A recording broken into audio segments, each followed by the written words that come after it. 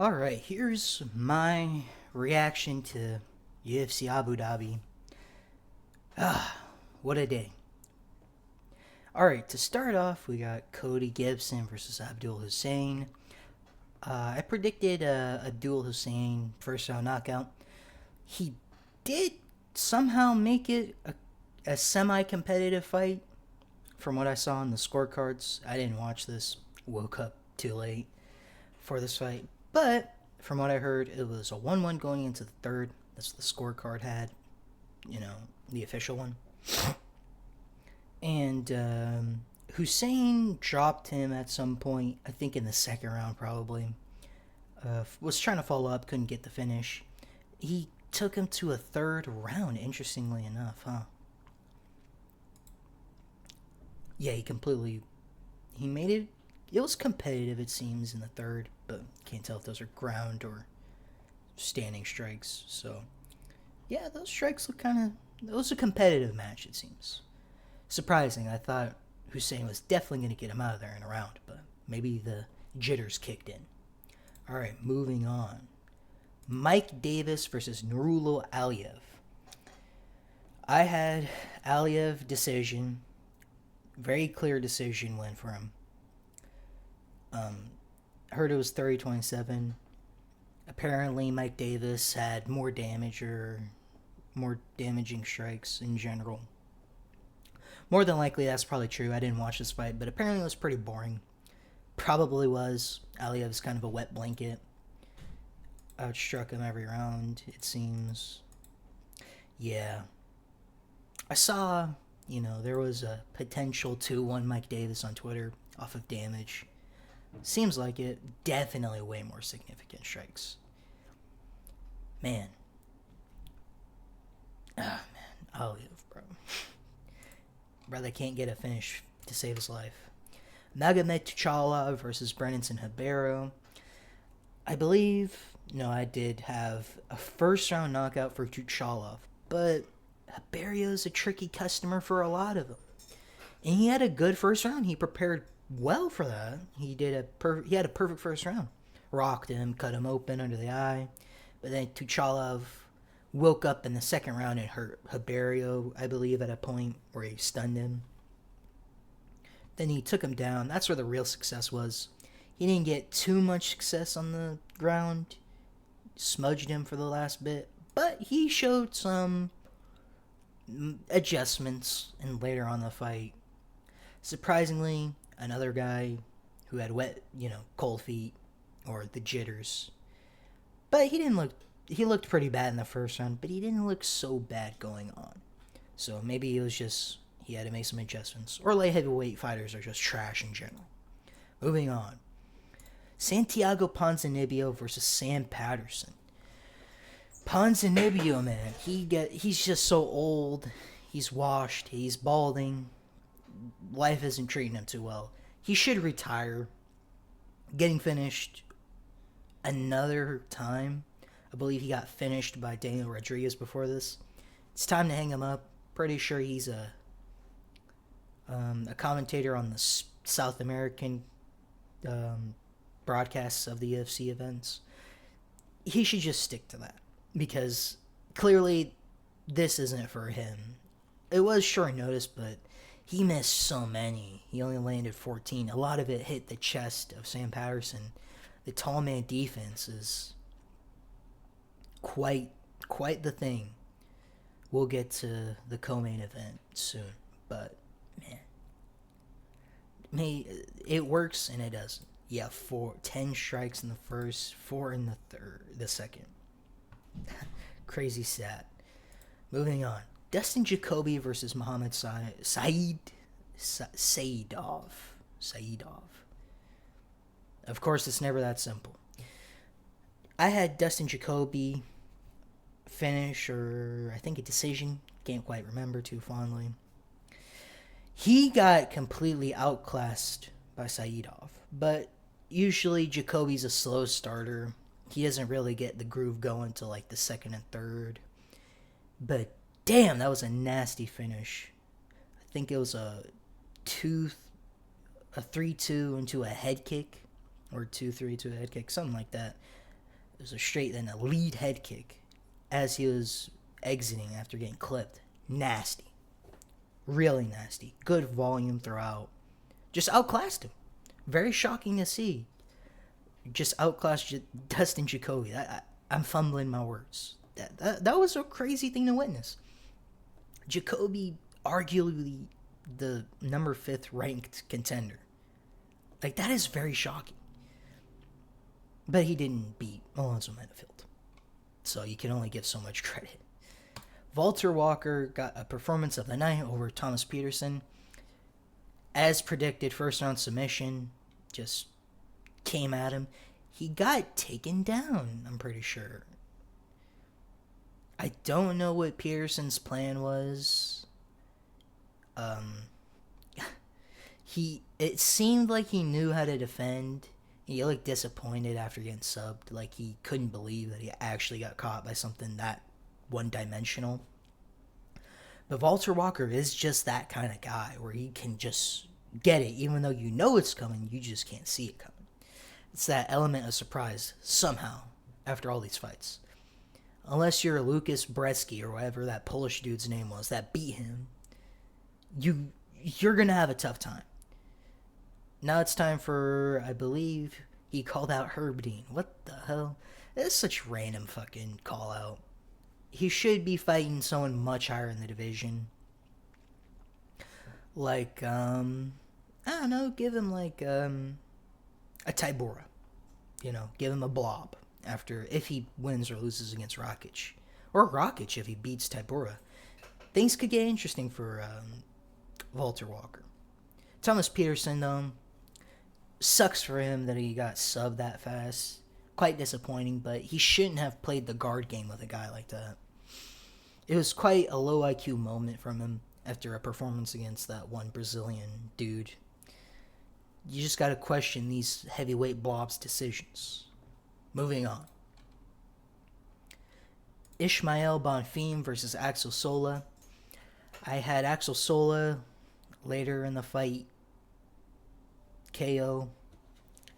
Absolutely mocked him. Literally. Just fucking whooped his ass. 77 to 1 strike. That is total and complete domination from Sola. Man, what the hell? That is crazy stats. That is really crazy. Got a first round Darce choke. Pretty impressive. Even though Bonfim isn't the best, but that is impressive that it didn't even take that long. Makes you wonder how good Mason Jones is. Pretty good finish by him. Yeah, that's mostly on the feet strikes. That's crazy. He had a leg kick.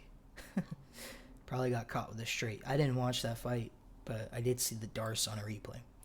Abu Bakar Vagayev versus Sajid Ismagakayev, or whatever his Dagestani name is.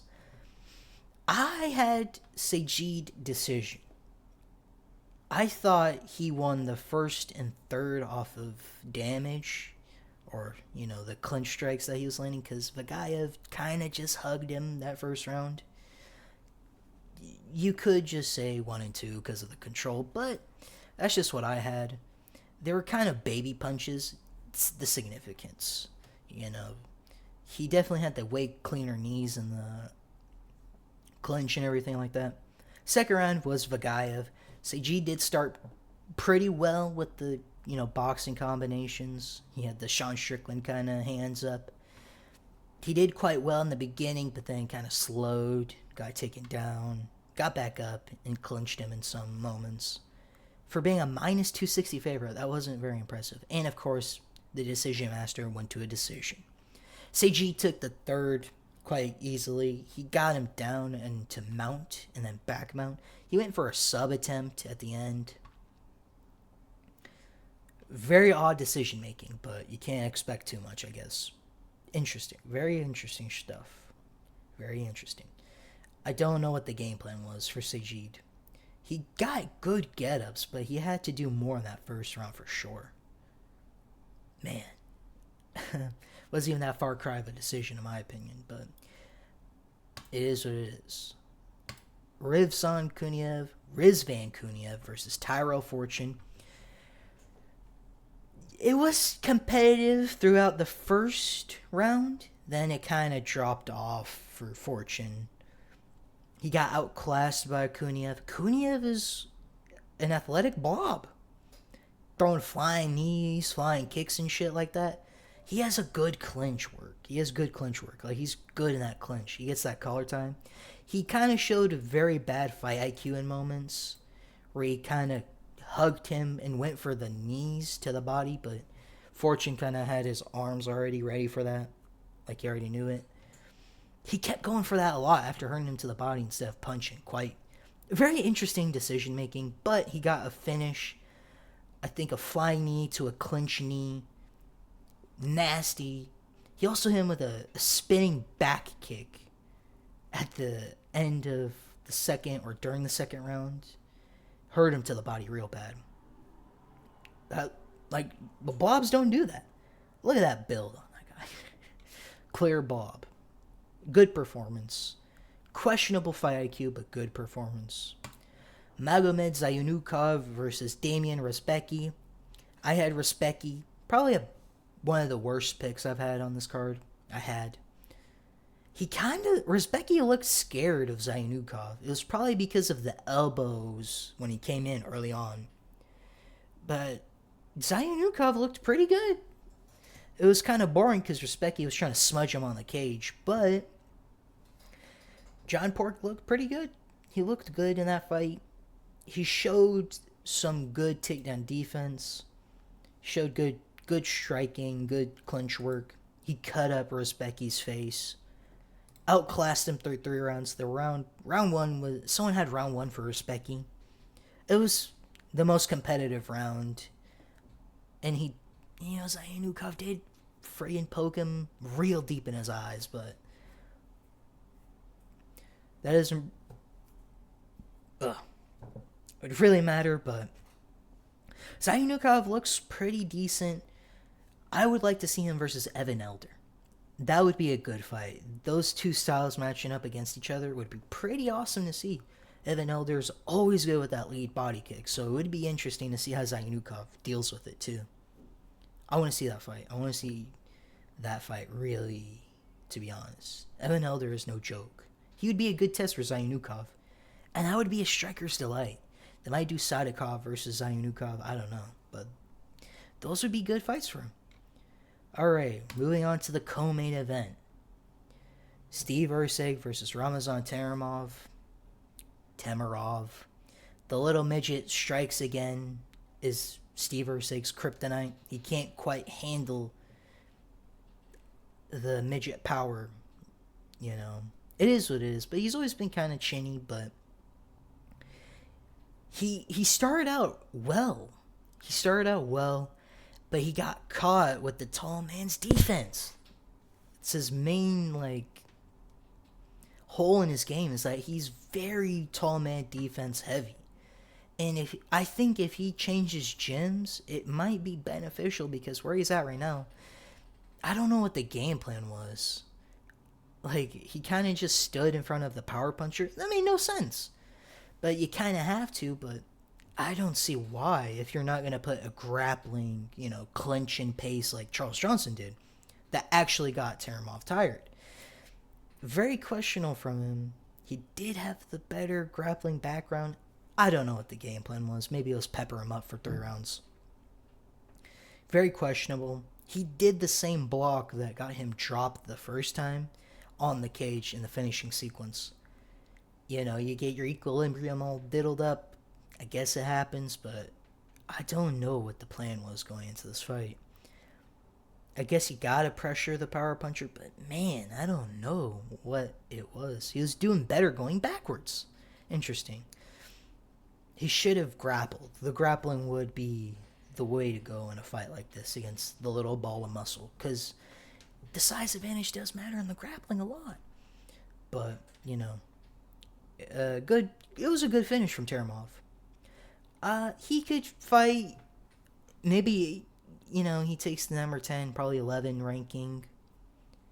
You could just do him against Almabayev or see how Sumu Darji versus Alex Perez goes. Whoever wins that fights Taramov. You never know.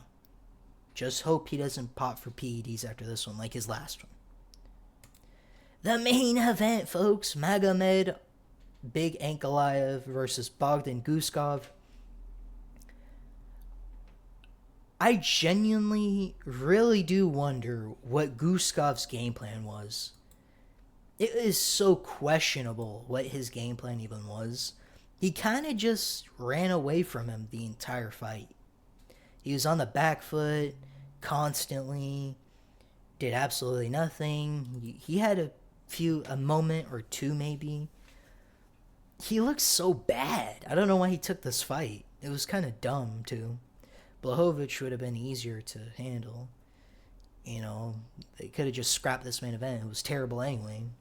Boring as fuck, but weirdly enough, main card was not all it lived up to be, but Guskov's tippy-tappy low kicks were quite interesting to see. Why would you play that technical game? He kind of waited for Ankaleav to make a mistake, which is, you can't do that. Because Ankaleav is actually like a technical striker, and you can't wait for the technical striker to make a mistake. Unless you're on some Nate Diaz, Leon Edwards shit. Then you can, but if you don't got that kind of like technical ability, because Nate Diaz had a 1-2, at least. Guskov kind of just is always like that, though. Like Jan Blachowicz, where he barely stepped back from a jab, immediately countered. Very interesting game plan.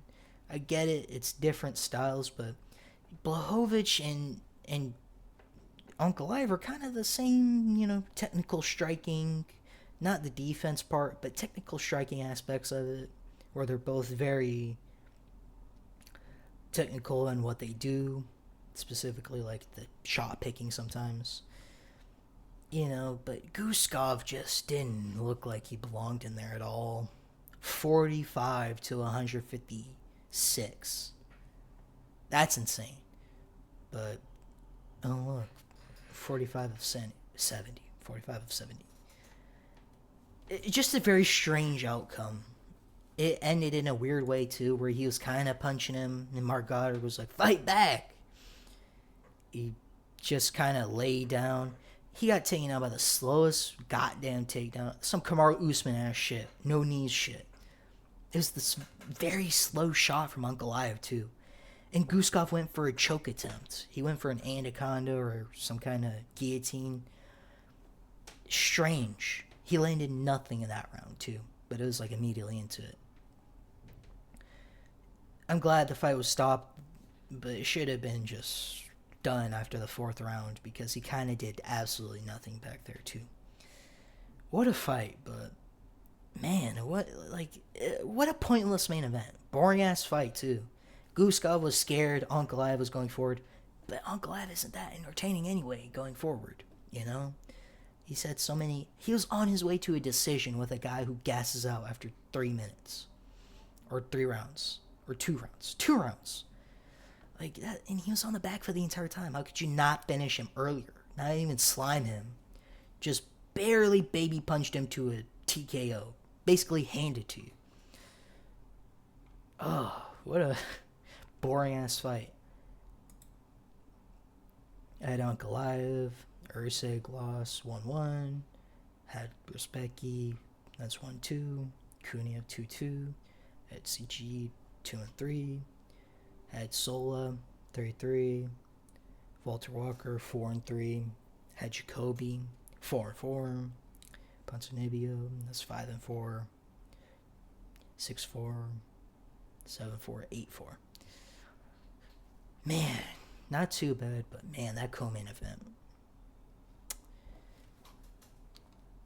Who would have guessed that, if you ain't cheating, you ain't trying, but I guess Kuniev, who was popped on roids, won. Taramov, popped on roids, won. Not roids, but he was on some kind of cardio medication. Kuniev was on steroids or something close to it, I'm pretty sure. That's why he looked like a blob out there. Very shocking to see him throw flying kicks and shit. These blobs are getting better somehow. They just don't seem to get worse. They seem to get better. Just proves that the heavyweight division is somewhat evolving. Not as fast as everybody else, but it is evolving. You're probably wondering, where's Islam Dulatov? He pulled out because he got sick on fight day. Like, you weren't even fighting a guy who's that hard or tough. Wellington Turman, bro. Somebody uncle could probably walk in there and beat him. Like, what was the point? You did all that, repping Turkey, just to pull out on fight day. Like, you even pulled out against the layup, and now you're giving the layup energy to beat you. Reese McKee was right. He is a fake fighter. That's so crazy. Wow. What a fight, though. Good card. The main card was decent. It was alright. Sola looked good. Kuniev looked good in moments after the first. Zayunukov looked good, outclassing Rizbeki. Taramov looked decent. Up until the finishing sequence, he looked decent. Ankaleav looked like a world beater somehow to Guskov, who kind of was scared and running away. So, it makes you wonder. It makes you wonder. I don't know what's next. Ankaleav versus Olberg. Or an interim title shot against Paulo Costa. You wonder where it leaves these people, huh?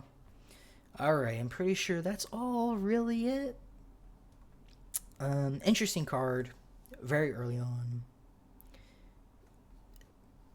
This goddamn Abu Dhabi card with a bunch of nobodies. Just signing anybody, huh? Only for these cards they sign these random people like Tuchalov and Saidov. But Saidov, man, he is a world beater. Like, doing that to Dustin Jacoby on short notice, I'm pretty sure, is insane to think about. Because Jacoby arguably beat Khalil Rountree, who's number 5 in the rankings right now. Like, this is the star of the show, in my opinion. He looked the best in, like, competition-wise compared to everybody else, to be honest. Like, he's the real prospect from all of this. You know, that's somebody to watch. He can for sure get into those rankings. Light heavyweight is trash right now. It's kind of lost without Alex Pereira. Mid-main event, good co-main finish. It is what it is. All right, goodbye.